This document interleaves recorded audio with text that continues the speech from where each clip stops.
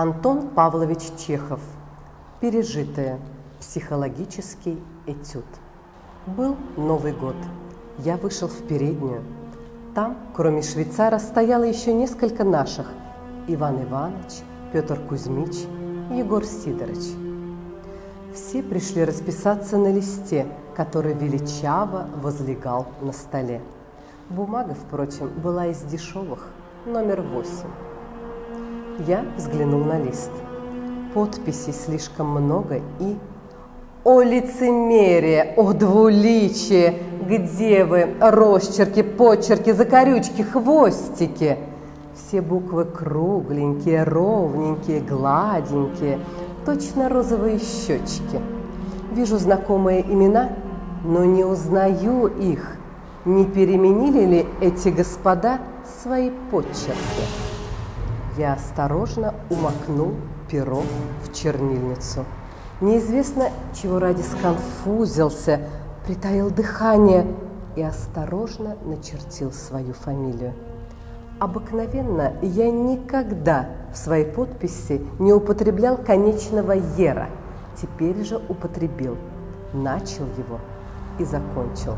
«Хочешь, я тебя погублю?» – услышал я около своего уха голос и дыхание Петра Кузьмича. «Каким образом?» «Возьму и погублю». «Да, хочешь?» «Здесь нельзя смеяться, Петр Кузьмич. Не забывайте, где вы находитесь. Улыбки менее чем уместны. Извините, но я полагаю, это профанация, неуважение, так сказать. Хочешь, я тебя погублю?» «Каким образом?» – спросил я. «А таким, как меня 5 лет тому назад фон Кляузен погубил». «Очень просто. Возьму около твоей фамилии и поставлю закорючку. Росчерк сделаю. Твою подпись неуважительной сделаю. Хочешь?» Я побледнел. Действительно, жизнь моя была в руках этого человека с сизым носом. Я поглядел с боязнью и с некоторым уважением на его зловещие глаза. Как мало нужно для того, чтобы сковырнуть человека. Или капну чернилами около твоей подписи. Кляксу сделаю. Хочешь? Наступило молчание. Он с сознанием своей силы, величавый, гордый, с губительным ядом в руке.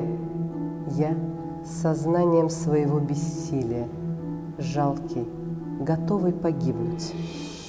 Оба молчали. Он впился в мое бледное лицо своими буркалами. Я избегал его взгляда.